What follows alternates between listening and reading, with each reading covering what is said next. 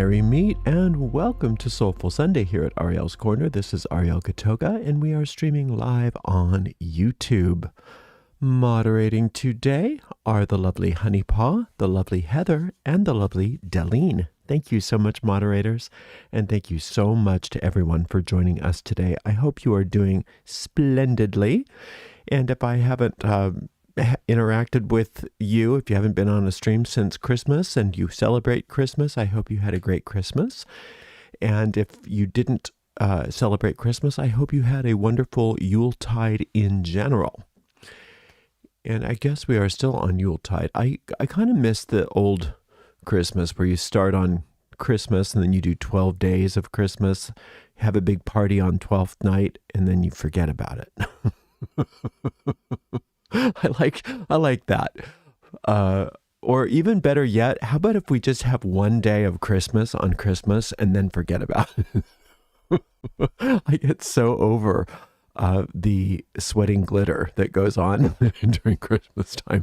I'm not a total humbug. I just like it in moderation. A little goes a long way with me, but that's just me. Anyway, I hope you're doing great, and we will be off tomorrow and Tuesday like normal. We'll be back for Witchy Wednesday, and then we're all taking off on Thursday for the New Year's holiday, and then we'll be back on Friday. And then after that, we should be good to go with no downtimes until I think I'm taking a vacation sometime in April, late April, so we should be good to go for a while. Woo-hoo. What was I going to tell you? Oh yeah, if you haven't done so already, please make sure you like the video, subscribe to the channel, and hit the notification bell. Make sure you also check out our website, arielscorner.com. arielscorner.com, that's where you can get all the access to our free courses and free booklets. We've got guided meditations, lectures, all kinds of cool stuff there. So check it out, arielscorner.com. It's all free of charge. We have a shop, and you can find that at arielscornershop.com, arielscornershop.com. We have all kinds of exclusive Ariel's Corner merchandise. There's also a link in the main menu in the shop for the Oracle of Asherah cards. And then there's also a link to our Amazon storefront where we make a very small commission off of every sale, but it's a wonderful, easy way to support us if you like to shop on Amazon. All right. We have a podcast hub at arielspodcasts.com, arielspodcasts.com. We have a chat thread open in this stream, so please chat. And if you have any questions for me, you can put them right in that chat thread.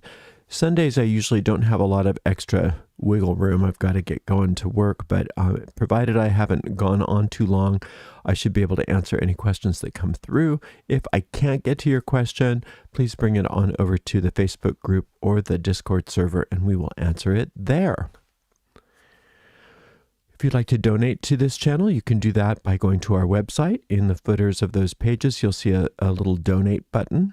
You could also, if you prefer PayPal, go to our PayPal portal at paypal.me/arielgatoga, paypal.me/arielgatoga.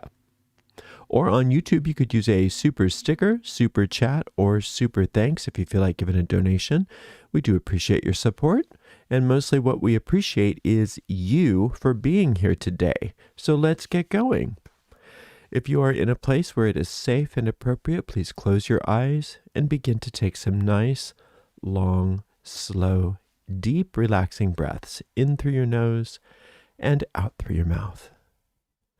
With every inhale, feel more light and peace entering the body and the mind.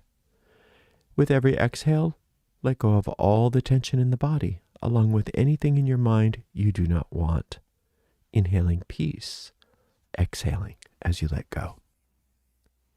We picture ourselves on top of a beautiful mountain in the center of a circular grove of trees. In the center of the grove, a bonfire blazes forth and it lights us and the grove with a sacred golden light. This is the light of perfect love and perfect trust, and this light easily burns away everything unlike itself, leaving us safe and serene. Into this sacred space, we invoke the presence of our Creator. To many of us, our Creator reveals themselves to be a mother and father, a goddess and God. We also call upon our angels, our guides, our teachers. We ask that we be guided as we walk upon the way, helping us to become more magical, safer, more successful, happier, more peaceful, and more loving people. Blessed be. In Psalm 110, there is a famous line that says, "The fear of the Lord is the beginning of wisdom." And this verse, even though it's in the Bible, is a universal principle. So you don't have to like the Bible or like the Psalms in order to understand this universal principle. The idea of the fear of the Lord has been misunderstood. The fear of the Lord does not represent being afraid of God.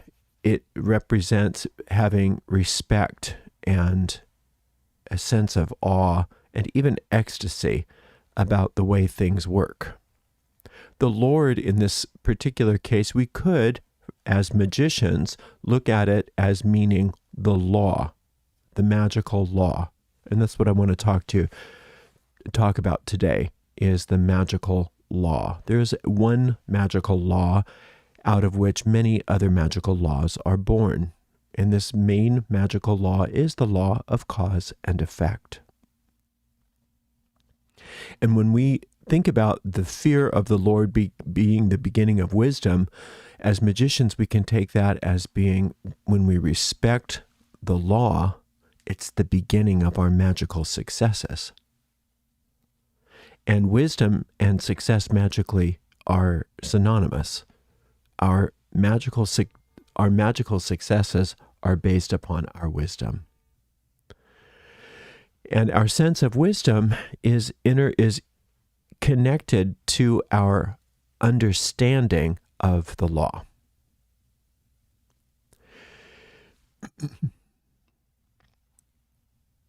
Let's just look at magic very practically for a moment so that we can illustrate what I'm talking about. Most people, when they come to magic, they have some issue in the world that needs to be addressed. Maybe they have a financial issue or a relationship issue, a health issue, and they come to magic because they don't know what else to do. And so they come to magic, and hopefully they're going to get some sort of formula, and if they say the right words or maybe mix up the right potion, then they will get an answer to their problem. They'll get a solution to their problem. And so frequently people are very disappointed, either because they are taken in by a charlatan who says, "Sure, I've got a potion," or they are introduced to somebody who's a true practitioner who says, "Well, it doesn't really work like that. First, we have to build up your abilities in order for you to, have the success that you want." And that's probably one of the places where people don't really understand how magic works. They think that it's like a light switch that they can just flip. And they don't understand that it's more like that it's an actual craft, that it's a skill set that is achieved, or success in this skill is achieved through practice. Very much like success in physical fitness is achieved through daily workouts. Success in art is achieved through daily practicing of your art, or success in music is achieved through practicing your instrument or your voice or whatever it is. And similarly, magic is a craft. It's an art form that must be studied and practiced in order to gain success. But the good news about all of that is it's not that hard. It's really not that difficult to become at least somewhat proficient magically so that you can get your needs met. But it is very different. The way that we work magically is very different from the way that most people work when they try to solve problems. And this is where the fear of the Lord, being the beginning of wisdom, comes into play. Most people don't understand that there is a law, that there is a magical law, and that they are already practicing magicians.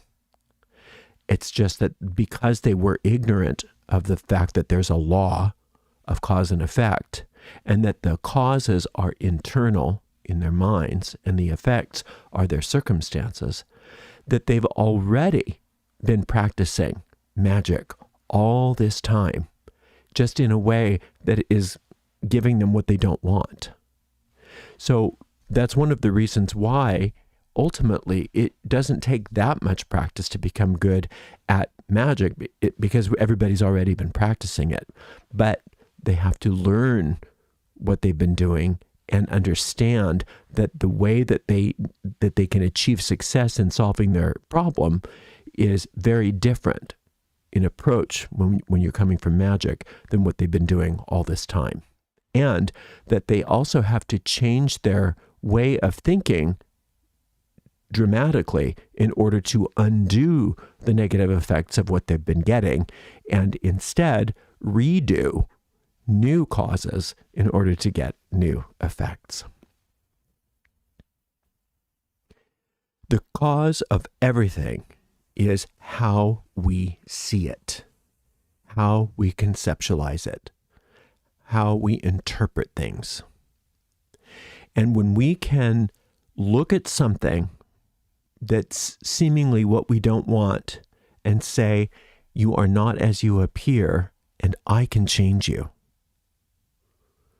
and then start to change it within, it's only a matter of usually a very short time before the effects start to change for us.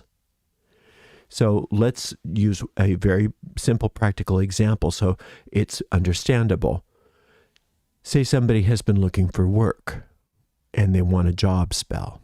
And so they're going out because what they've been doing is they've been going out trying to get a job in a particular field that they are trained in, and they can't seem to get hired. And so they come to magic and they say, well, I just need a job spell so that I can get what I want. And what we would do is say, okay, now an actual job spell involves either completely in your mind seeing what it is that you want, or at least symbolically on an altar manipulating different objects to symbolically give to your mind an image of what you want. But what we are ultimately needing to do is create a thought form within the mind that does two things. It undoes the current reality and replaces it with a new reality. And then there's this lag time between just like when you plant a seed in the ground, there's a lag time between the time that you plant the seed and until you reap a harvest. There is going to be some sort of a lag time, not necessarily as long as planting a seed to achieving a harvest sometimes, but not usually that long. But there is a lag time between when you've completed your spell to when you get the result. And it's during that lag time that most people start to undo the very work that they've done. Because they don't see immediate results, they worry that it's not working. And then that worry is then feeding that old thought form. So we're not letting the old thought form die. And when you have two thought forms on the same topic that are directed at the same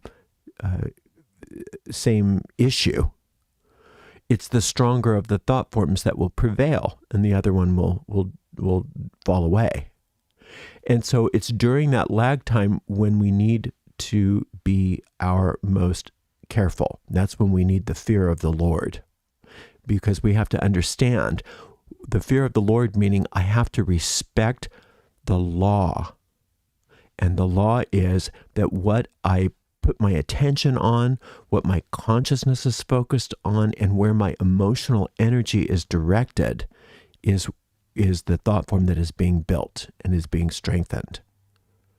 And so when we do a job spell, let's say we're doing that job spell. So when we are performing that job spell and we complete whatever it is that we've chosen to use as our vehicle, maybe a candle or whatever, we've chanted or just sat and visualized, whatever it is.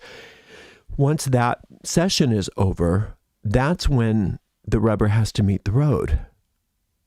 And the old worries about not having the job are going to surface. And we have to learn that those are leaving and that they do not deserve our attention. Instead, we have to refocus and reorient our mind. Now, I had somebody ask me to explain something that Neville Goddard talked about. And a lot of people say, oh, you sound so much like Neville Goddard. But to tell you the truth, I've only just in passing learned anything that Neville Goddard talked about. So it's only coincidentally that we're speaking a lot of the same language. I don't know what he teaches all that well, other than peripherally. But the idea that was presented is what does he mean when I have to live within the new reality? Live within the new reality. How do you live within the new reality? Because I guess he says that once you're done visualizing, you have to like walk and talk and breathe and act as though it's true. I don't really teach that, but I understand where he's coming from. And this is what I say. When you're done with your spell casting and you're walking around, what are you thinking about? What are you rehearsing? Are you thinking about how, I still don't have a job? Or are you rehearsing, I can't wait to see what the job looks like when it comes to me, right? So in order for the spell to have the highest potency, I don't say that you should walk and talk and act as though or act as if. I say you should forget all about it completely. Just forget all about it and let the spell do its work. You don't have to think about it. In fact, it's best if you put it out of mind. And when those negative fears or negative thoughts about your spell come up, you need something to counteract them. Something simple, like I've already cast a spell about this, all is well. The new reality is on its way. Something like that. Something really simple and gentle and easy, where you can just put it out of your mind and go do something else. Go read a book or go, if you have to do something in regards to that, make sure your resume is in order or whatever. But don't ruminate over whatever it is that you've cast, either positively or negatively. Because, again, the fear of the Lord is the beginning of wisdom. The law is wherever I put my consciousness is what I'm feeding. And if you think about a garden, you don't want to water the seeds of what you don't want. You want to water the seeds of what you do want. So stop watering what you don't want. Water what you do want. And when we cast a spell, we've already taken care of the watering. In fact, we've built an irrigation system so you don't have to worry about it. So if you start thinking about your spell, a lot of times what you're thinking about is you're thinking about worrying that it's not coming and you're watering the wrong seeds. So you gently put it out of mind. You gently remind yourself, this has been taken care of. I don't have to think about this anymore. I can go do something else. And it'll come in its own wonderful way. Usually it comes when you're not thinking about it. We've talked about that with the occult law of indifference. If you put it out of mind and you go do something else, then you are experiencing the fear of the Lord that brings wisdom. Because you are respecting the law. You're respecting the law of cause and effect. Excuse me. Now, when you are going about your spellcasting procedure, this was the other question that they had. I guess Neville says that you need to do what we say, conjure the feeling of what it would be like if you had this thing. But people misunderstand that. People misunderstand conjuring the feeling of what it would be like. If let's say you're doing a spell because you want to increase your wealth.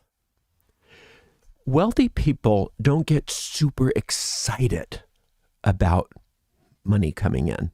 In fact, they're very nonchalant about it. It's just a normal thing. They don't get all jazzed that new money is coming in necessarily. I mean, they may, but it's not so different for them that they have to conjure feelings of excitement. So I think people misunderstand when they are supposed to conjure the feeling of what it would be like to have the thing that you want. Really, the best way to conjure the feeling of having what you want is to conjure feelings of peacefulness. Peacefulness, relaxation. Because the reason you want the money is so you don't worry about money. You don't cast the spell for money because you want more excitement. You cast the spell for money because you want more peace in regards to money. So go for the peace. If you're casting a spell for a new relationship, ultimately what most people want with a new relationship is a life partner. They don't necessarily just want a romance. They want everything that comes also after the romance. So go for the end result. Go for the peacefulness that you're going to experience when you have that relationship, when you have that life partner. When you have a perfect job, yeah, you get up in the morning and you're happy and you enjoy your job and you're grateful for it, but it's normal. You don't get excited necessarily that it's a job. You have a sense of peace and certainty that your job is there. So when you're working on a spell, when you are visualizing the desire that you want, when you're being told to conjure the feelings that you would have once that comes to pass, recognize that ultimately what you want are feelings of peace. You want feelings of relaxation. You want feelings of normalcy.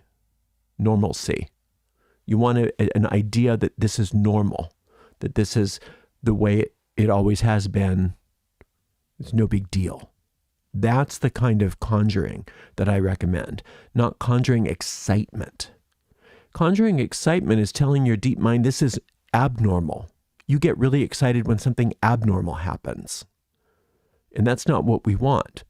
We want to conjure we want to conjure feelings of peacefulness and equilibrium in the midst of whatever our desire is. Now, the other thing that people get hung up on in regards to this is they think they can't visualize, and they're supposed to be visualizing with cinematic accuracy. It's not true. It's not true. You don't need to. Eventually, you'll probably get a lot better at visualization as time goes on, but get better at visualization by casting spells. And all you really need to do is have a vague understanding of what you want, have a vague understanding that it's already happened, and have a feeling of peacefulness and equilibrium in the process. And if you can keep 5 or 10 minutes at a time where you're experiencing this understanding that what you want has already come to pass and it feels peaceful and normal, you've done plenty. And people think that it needs to be very complicated. People think that it needs to be very challenging and difficult. And that's where we're not exhibiting this idea of the fear of the Lord is the beginning of wisdom. Because we're going against the law when we do that, when we think it's supposed to be hard, and when we think it's supposed to be a bunch of excitement. When you raise energy, that it's supposed to have a lot of excitement. Actually, no, it's a lot of peace, a lot of normalcy. When you are conjuring a thought form, you want to conjure the thought form with a vague sense of detachment and nonchalance. That's your power right there. That's the fear of the Lord right there. I know this is going to happen. I don't get all excited when I turn the light on. Is the light coming on? Oh, I think the light's coming on. I don't do that, right? You just turn on the light. The same kind of normal understanding that, of course, I'm going to get a job. I love this job. How fun. Isn't that wonderful? Of course, I'm going to have a relationship. I can't wait to see that. That's wonderful. But it's no big deal. Because if you turn it into a big deal, you're telling your deep mind, this is a big deal. And your deep mind says, well, if it's a big deal, then maybe we don't want that. Or maybe it's too hard for us. Or maybe it's going to take a long, long time. Or any of the other ideas that come out of this is a big deal. No, this isn't a big deal at all. This is the most normal thing in the world. It's the most normal thing in the world for me to get that money. Now, if the money is such a big deal to you, then maybe you're going for something outside of your sphere of influence. Right? If your sphere of influence is such that having a $50,000 a year paycheck causes you that much excitement, then maybe it's too far outside of your sphere of influence. So if you're unable to experience the idea of $50,000 per year or more as in a nonchalant way, then perhaps you need to pull back until you are able to visualize that or to consider that without such a sense of overexcitement. Because usually when it's that exciting, there is a companion emotion under the surface, like the iceberg. The iceberg has a lot more under the surface. So where there's excitement under the surface, there's usually fear.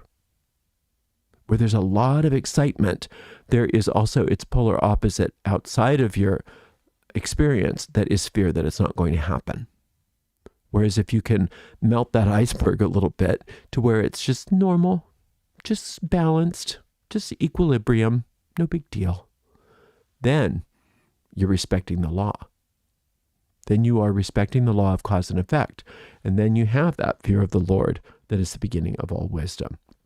Remember here, the beginning of wisdom means the beginning of magical effectiveness. So the fear of the Lord in that regard is the starting point or the foundation of understanding, magical understanding. And it requires that we set aside, at least momentarily, all disbelief, all of our fears that it may not happen, all of our need to have it happen, all of those kinds of things that are outside of what we desire. We have to set those things aside and discipline our mind. Now, the other thing that people misunderstand is the idea on the witch's pyramid is the idea of faith, imagination, will, and secrecy. They think it's up to them to will the thing into being. In a way, it's true, but the way that you can will something into being only can be in the experience and through the experience of peacefulness and relaxation.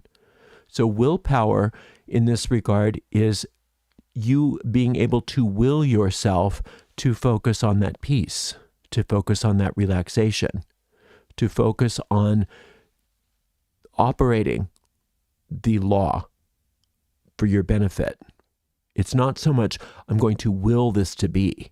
Because when you start to say, I have to will this to be, my personal will needs to overcome all obstacles, there's no peace in that. There's no peace in that. You get tense.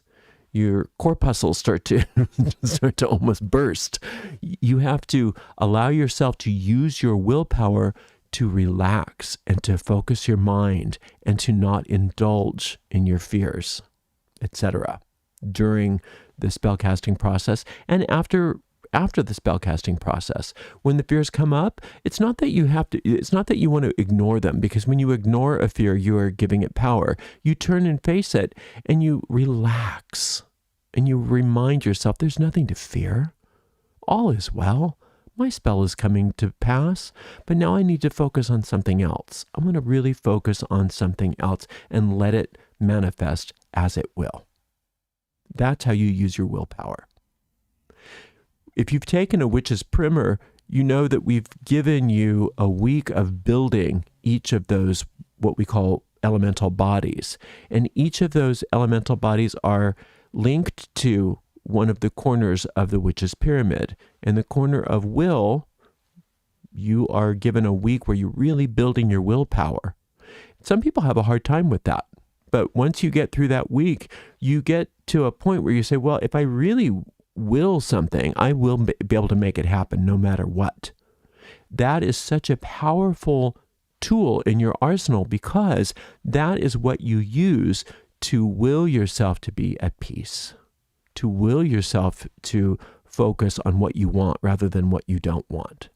And when the fears come up, to focus on relaxing in the presence of those fears so that those melt away.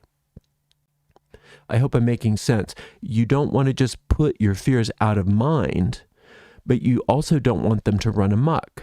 So during that lag time, when the fear that it's not happening comes up, you face it and you bless it and you relax it and you gently reassure yourself that all is well. And then you go upon your business, doing something else, putting it out of mind and not thinking about it anymore. That also takes a great deal of willpower. So that's our best use of will, not trying to make the thing happen, but to will ourselves into the right frame of mind. The faith aspect of things is also part of this fear of the Lord. Faith meaning that I have faith in the process. I have faith in the law. I know it's going to work. I know that the light's going to turn on when I flip the switch. The only time it won't is if there's a problem with the lamp or the bulb, and I know I can either get a new lamp or replace the bulb or get the lamp fixed. So I'm not worried about it every time I turn on the switch. It's rare that the light doesn't come on, but when it doesn't come on, I know that's okay, that I'll fix it.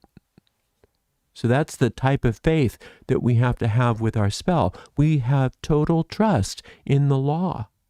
We fear the Lord. We have faith in the law, and we know that the law always works.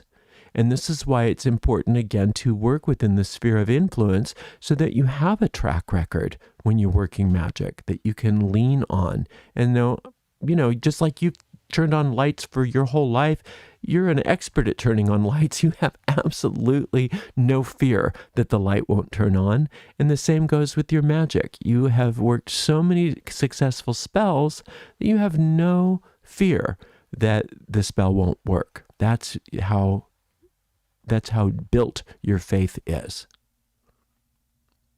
So that imagination, what we talked about earlier, it can be as simple as having a vague understanding of what you want in the midst of feeling that peacefulness.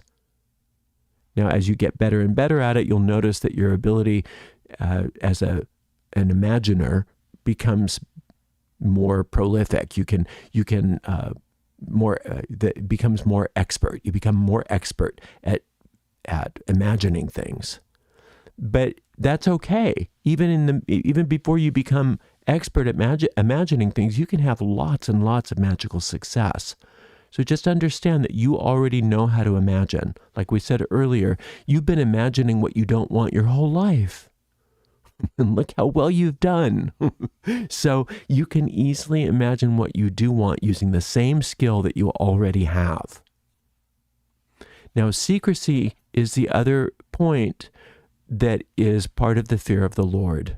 The way that you respect the law is that you're not frivolous about it. You don't talk about your goal. You keep it sacred. You keep it secret. You don't let everybody in on it, not for any other reason that you don't want to dissipate the energy. Just like you don't want to turn a light on in a dark room before they've developed the film. You don't want to dig the seed up. You don't want to dissipate the energy. You don't want to pop the bubble. You want to allow it to manifest as it will. If you start talking about it, then you've already let it manifest as words. As words. You don't want it to manifest as words. You want it to manifest as experience, as form, as function, whatever it is that you've done the spell for. You don't want it to be only the fact that this is what I wanted, this is what I'm doing. Oh, I'm going to have a this. I'm going to have a that. You have to learn how to be quiet. Keep it sacred. Keep it secret. Remember, anytime you keep something secret, you're attempting to make it sacred. So that's why we always say it's good to have secrets, but make sure they're lovely secrets. Make sure they're lovely secrets. If you have shameful secrets, that's when it's a good time to have a therapist or a friend or a priest or somebody that you can unload those secrets on so that you dissipate them, so that they don't run you anymore. But when it comes to magic, you want to be able to have as many sacred secrets as you desire. When it manifests, it won't be secret anymore. But it's not because you talked about it. It's because it's obvious. It's self-evident. I have a Mercedes. It's for everybody to see. But I didn't tell everybody the Mercedes was coming. I have a home. It's there for everybody to see. But I didn't tell everybody the home was coming. I have a wonderful career. It's there for everybody to see, but I didn't tell everybody my career was coming, etc., etc. So that's the fear of the Lord, is understanding the law and how the law works and working within the law, just like we work within the law of gravity in order to learn how to fly airplanes. They're working with the law. The laws of aerodynamics work with the law of gravity, not against it, but they have to know the law. They have to understand how that works in order to get that plane to take off and fly through the ground, take off the ground and fly through the air. And the same goes with us. We have to understand the law and the laws of magic and work within those laws of magic so that we get what we want. And the good news is the laws of magic, as I said earlier, are not complicated. Now, if you read certain authors and you listen to certain so-called experts, they'll make it seem as though the occult laws are extremely complex. Much in the same way when you talk to somebody about astrology, there are certain astrological teachers who want to make everything sound complex, or mathematical or teachers of mathematics who want to make things sound complicated, or people that understand music theory want to make it sound super complicated. But what's the mark of a really good teacher? The teacher that gives it to you straight so that it's not complicated, so that you can understand it. Because when you have these so-called teachers or so-called experts making things sound more and more complicated, that's usually a type of ego gratification. I can understand something that you can't. I am so smart and you're so stupid, and I'm going to prove it to you right now. That's not a mark of a good teacher. It's a good teacher is somebody that can distill all of these, whatever the concepts are that you're learning, down into easily digestible chunks so that it's understandable. And you realize, oh, it's really not as complicated as it seemed. I think it was Einstein that said that you need to reduce everything to its most simple, but no simpler. It's got to be as simple as it can be, but then no simpler. And the same thing goes with magic. You've got to distill things down to something that's simple and easy to understand. You don't want to oversimplify it because you don't want to destroy the law, right? But it's not that complicated. It really isn't. You sit, you relax, you think about what you want. You keep your mouth shut about it. You know that it's coming. You've just planted a seed in the astral. You know it's coming, so you don't worry about it. You don't get too excited. You don't get too afraid. You just let it happen. And when it happens, you recognize it, you acknowledge it, you're grateful for it, and on to the next thing. It's that type of attitude. It's that kind of attitude that makes for a successful magician. A successful magician isn't always upset, isn't always excited, isn't always angry, isn't always in combat. Those are people that want you to think they're powerful magicians.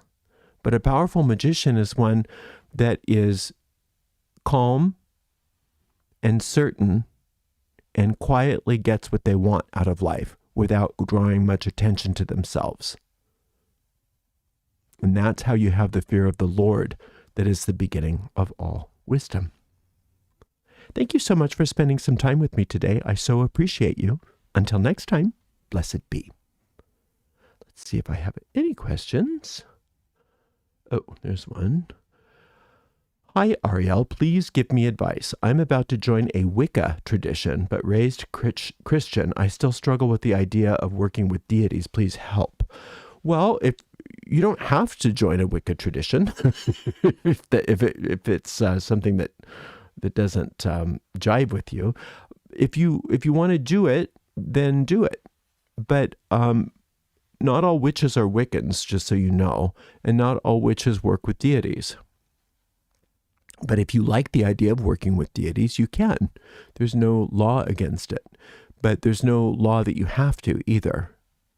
So if the idea of working with this group is something that really makes you feel good, but you are struggling with it because of old belief systems and you want to power through those and enjoy what you're doing instead of being,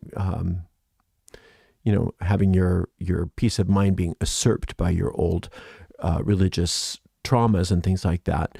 It's a matter of, just reminding yourself that this is what you're doing now. And you have to be willing to let go of your old identity completely. But I just, as long as you're doing what you want to do, I support it. But it's just so you know, you don't have to do that either. There's no requirement that in order to be a witch, you have to join a Wiccan group or that you have to worship deities. You don't have to do that. There's also but if you do want to, it's good. You should. But there is a lecture that I did called All Gods Are One. I think that's what it's called. I think it's called All Gods Are One. And that may help you to be able to sort of like integrate the old verse with the new and understand that even though you're working with deities, they're not necessarily separate and distinct from you and separate and distinct from one another. They're different archetypes. They're different expressions of the one source, of the one power.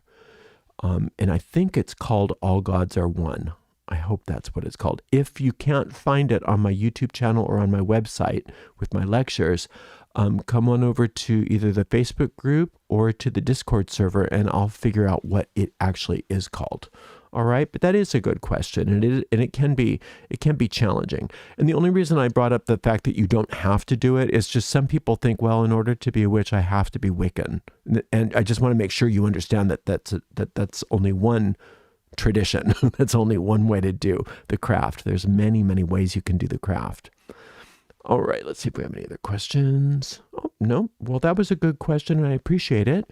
And we will see everybody on Wednesday for Witchy Wednesday. Thank you so much to the amazing moderators, Honeypaw, Heather, and Deline, and we will see you real soon. Until next time, blessed be.